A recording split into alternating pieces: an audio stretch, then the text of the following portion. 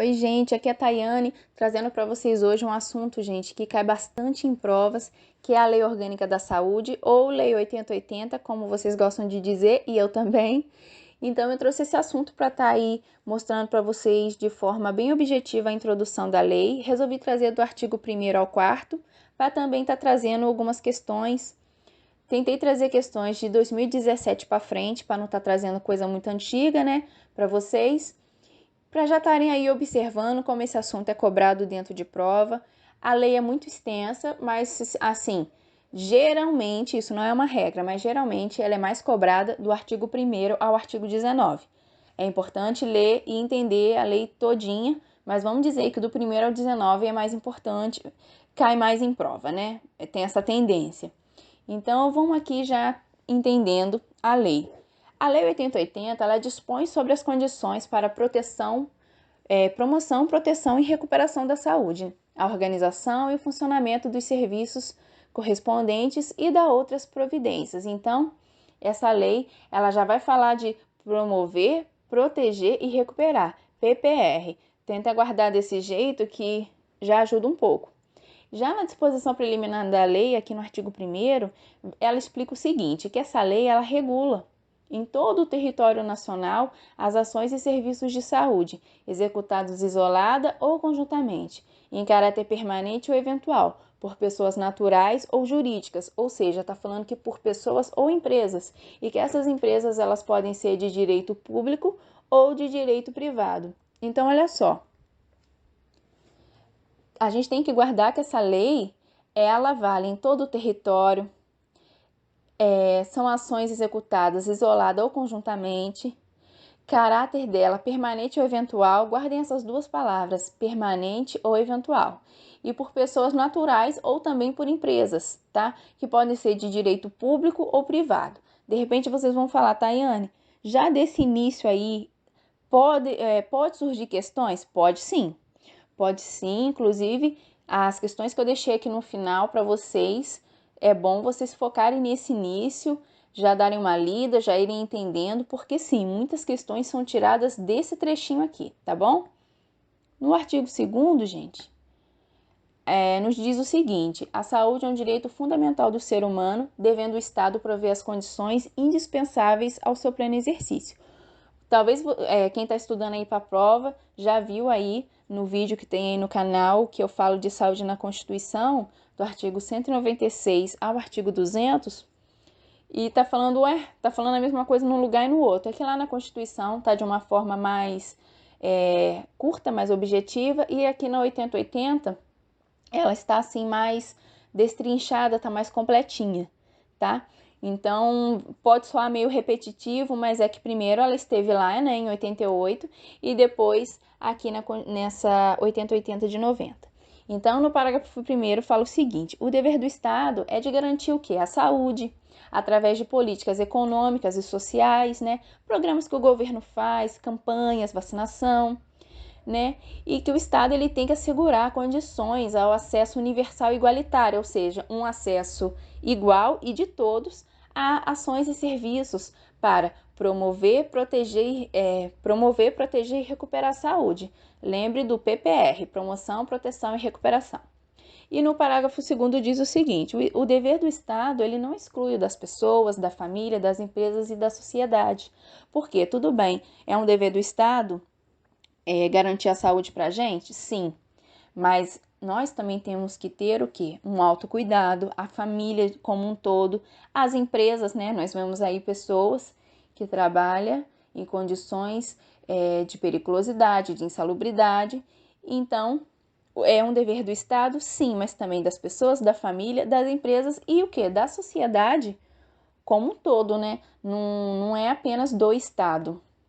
O artigo 3º ele vai nos dizer o quê?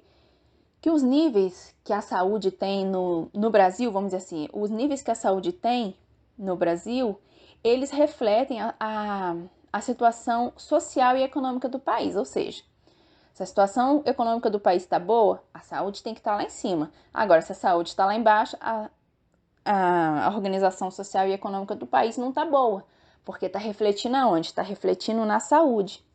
E que a saúde também pode ser entendida como uma série de fatores determinantes e condicionantes, que são o quê? A alimentação, a moradia, o saneamento básico, o meio ambiente, o trabalho, a renda, a educação, a atividade física, o transporte, o lazer e o acesso aos bens e serviços essenciais.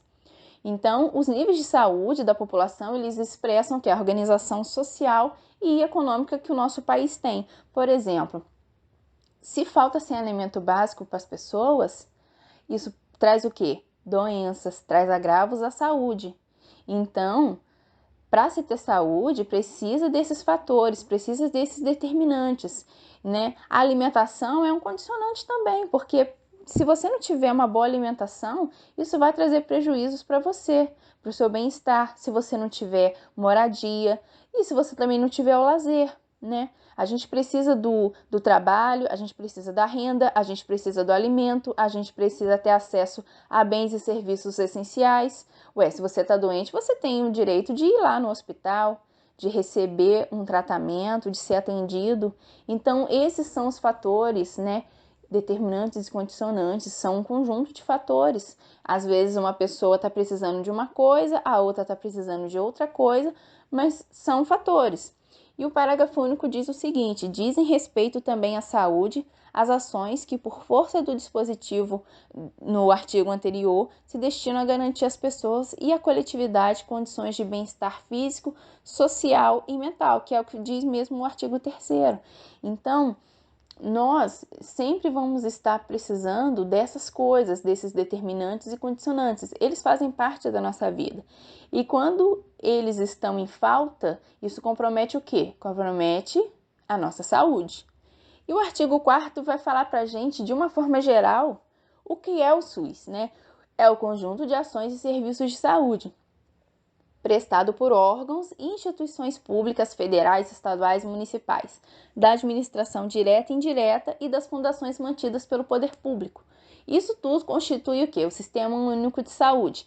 Tayane, pode ser tirada questões daqui? Sim, eles podem trocar uma outra palavra, podem afirmar que são só instituições federais ou só estaduais e municipais, pode falar que é da administração direta e da indireta não, eles podem brincar com essas palavras, eles podem inverter, até porque é um artigo curtinho, mas que engloba bem o que é o SUS. Aí no parágrafo 1º fala o que está incluído no artigo 4º, né?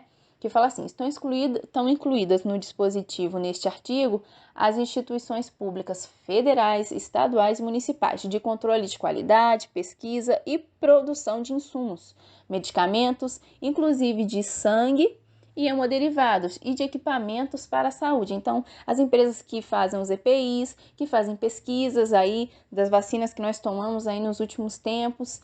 E também, olha só, essa parte aqui é muito importante do parágrafo 2º. A iniciativa privada poderá participar do Sistema Único de Saúde, mas em caráter complementar. Gente, guarda bem essa palavrinha, caráter complementar, porque em algumas questões eles trocam complementar por suplementar e uma palavra não é sinônimo da outra. Então, toma bastante cuidado aí com essa troca de palavrinhas, tá? E aqui eu já trouxe para vocês 4 questões para vocês estarem já observando como isso é cobrado em prova. E no final aqui, eu deixei o gabarito para vocês estarem olhando. Espero que vocês tentem fazer aí direitinho, consigam acertar as questões, a 1, a 2, a 3 e a 4 também. E que vocês confiram lá o gabarito no final. Não tá difícil, gente. Quem lê as questões, com certeza, quem leu a lei e agora vai tentar resolver as questões, com certeza vai acertar. Porque geralmente quando eles formulam essas questões de lei, né, da lei seca em si, eles fazem o quê? Eles fazem troca de palavras, eles querem basicamente saber se você decorou. Mas se você leu e entendeu, com certeza você vai acertar. Gente, hoje eu trouxe só a introdução do 1º ao 4º artigo. Vou trazer mais, até porque a lei é muito grande, é uma lei muito importante para a gente não dar ideia para ela. Eu espero que vocês continuem ligados aí no canal. Quem não se inscreveu, se inscreve. Deixa o like aí para ajudar o canal. Boa sorte para vocês e bons estudos!